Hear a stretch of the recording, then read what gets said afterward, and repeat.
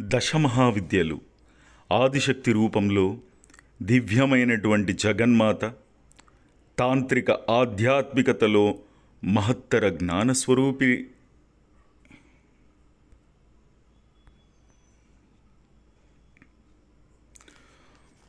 దశమహావిద్యలు ఆదిశక్తి రూపంలో దివ్యమైన ఆ జగన్మాత, తాంత్రిక ఆధ్యాత్మికతలో మహత్తర జ్ఞాన స్వరూపిణులై దశమహావిద్యల అద్భుతమైన దివ్య ప్రదర్శనలతో చుట్టుముట్టుబడి కనిపిస్తూ ఉంటుంది.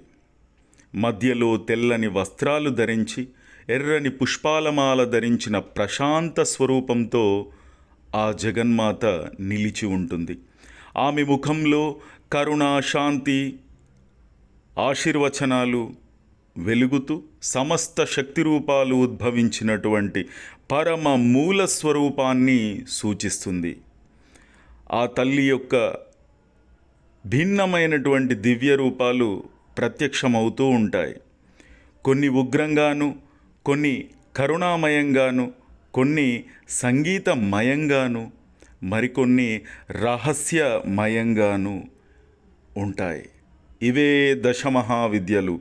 కాళీ, తారా, త్రిపుర సుందరి, భువనేశ్వరి, భైరవి, చిన్నామస్త, ధూమావతి, భగళాముఖి, మాతాంగి, అంతేకాకుండా కమలాత్మిక అమ్మవారు. ప్రతి దేవి యొక్క ఒక ప్రత్యేకమైనటువంటి విశ్వశక్తిని ప్రతిబింబిస్తుంది ఆయా రూపాలు.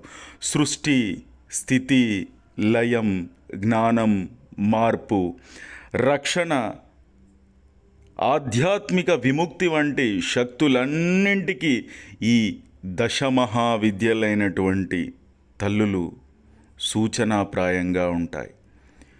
కొన్ని చోట్ల తలకాయల మాలలు, పవిత్ర అగ్నిజ్వాలలు, సంగీత వాద్యాలు, మాయామయమైనటువంటి తాంత్రిక చిహ్నాలు ఇలా కనిపిస్తాయి.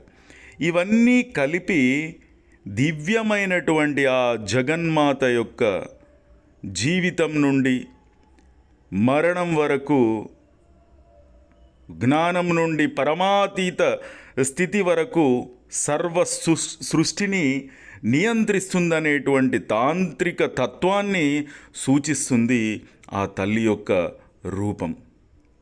ఈ మహత్తర దివ్య చిత్రంలో దశమహా విద్యలు అన్నీ ఆదిశక్తి యొక్క విభిన్నమైనటువంటి రూపాలుగా ప్రత్యక్షమవుతాయి.